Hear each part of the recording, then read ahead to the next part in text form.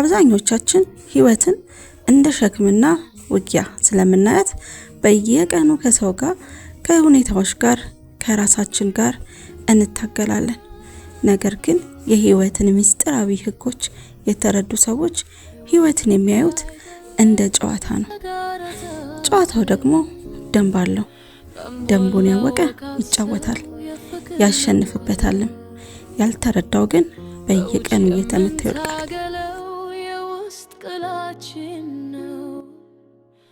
ሰላም ጤና ይስጥልን ውድ የደውር ክሮሼት ኢትዮ ቤተሰቦች እንደምን አላችሁልኝ? እኔ እግዚአብሔር ይመስገን በጣም ደህና ነኝ። ያው ዛሬ ለቤታችን ማስዋቢያ የሚሆን አንድ ቆንጆ ስራ ይዤላችሁ መጥቻለሁ። እንዲሁም ጣፋጭ ወግም አዘጋጅቼላችኋለሁ። እስከ መጨረሻው ድረስ አብራችሁን ቆዩ። ዛሬ የምንጫወተው ታዋቂው ደራሲ ፍሎረንስ The Game of Life and How to Play It በሚለው መጽሐፍ ላይ ተመርኩዘን ነው። በዚህ ጨዋታ ውስጥ የመጀመሪያውና ትልቁ ምሰሶ የመዝራት የማጨድ ህግ ይባላል። በምንኖራት ህይወት ውስጥ ወደ ውጭ የሰጣችሁትን ማንኛውም ነገር ተመልሶ ወደ እናንተ ይመጣል። አይምሮአችን እንደ ለም መሬት ነው። በውስጡ የምንጥለው የሐሳብ የቃልና የተግባር ዘር ሁሉ በጊዜው ፍሬ አፍርቶ ወደኛ ይመጣል። ፍቅርን፣ ድጋፍንና በጎነትን ወደ ውጭ ከዘራችሁ ያው ፍቅርና በጎነት በሌላ መንገድ ተመልሶ በራችሁ ድረስ ይመጣል። በውስጣችሁ ትችትን፣ ምቀኝነትንና ስጋትን ካደራጃችሁ ደግሞ በዙሪያችሁ የሚሰበሰቡት ሰዎችና አጋጣሚዎች ያንኑ ስጋታችሁን የሚያንጸባርቁ ይሆናሉ።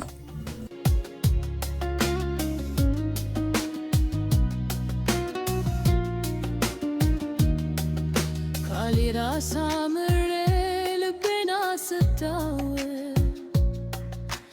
ብንተረድቼ በሰላም እጃወታለሁ ይቹ ከወት ለፍቅር ትቀድመች እንጎል ለተረዳ ውጊያ አይደለች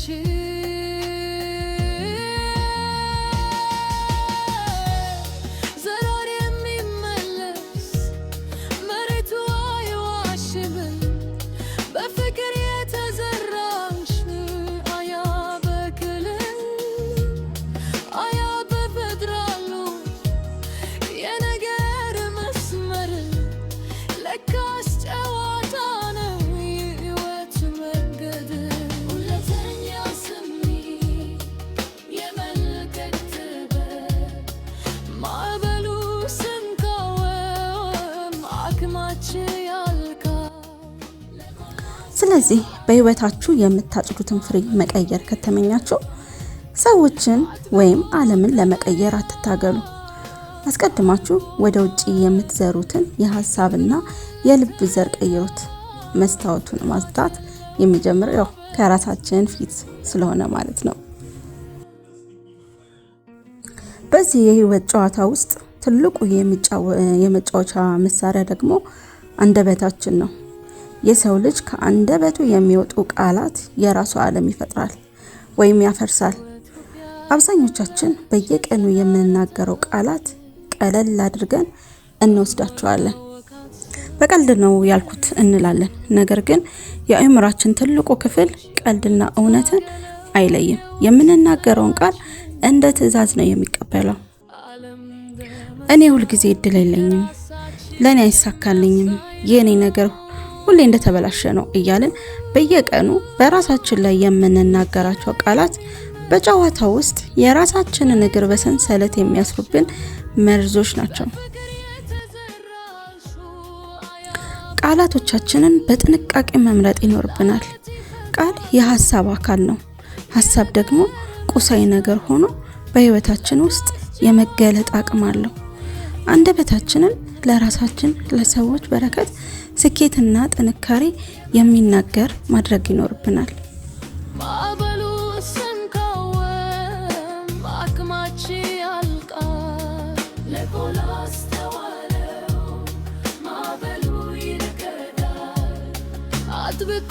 ከመያዝ አርቆ ማለጅ ደብሩ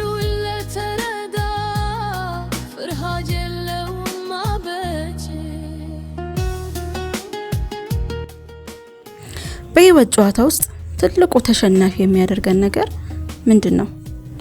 አጥብቆ መያዝ፣ አለመልቀቅና ነገሮችን በቁጣ መቃወም ነው። የሆነ ነገር ሲበላሽብን፣ ከሰው ጋር ስንጣላ ወይም ነገሮች እንዳሰብነው ሳይሄዱ ሲቀሩ በቁጣና በጭንቀት ከተቃወምናቸው አቅማችንን ጨርሰን እንወድቃለን።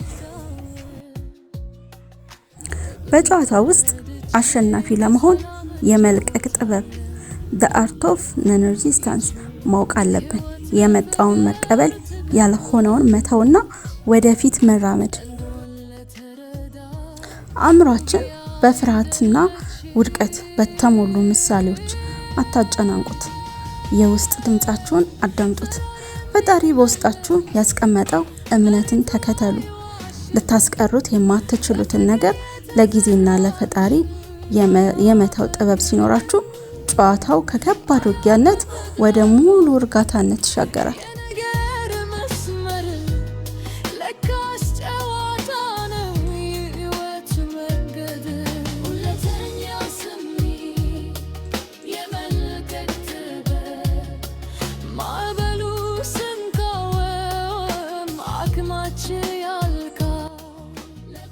የዛሬው ስለ ህይወት ጨዋታና ያልተጻፉ ህጎች የተጨዋወትንበት ወጋችን እዚህ ላይ ሲጠናቀቅ እናንተስ በህይወታችሁ ነገሮች ተበላሸ ብላችሁ ተስፋ የቆረጣችሁበት ነገር ግን አመለካከታችሁንና ቃላታችሁን በመቀየር ብቻ ነገሮች የተቀየሩበት አጋጣሚ ካለ አጋሩኝ።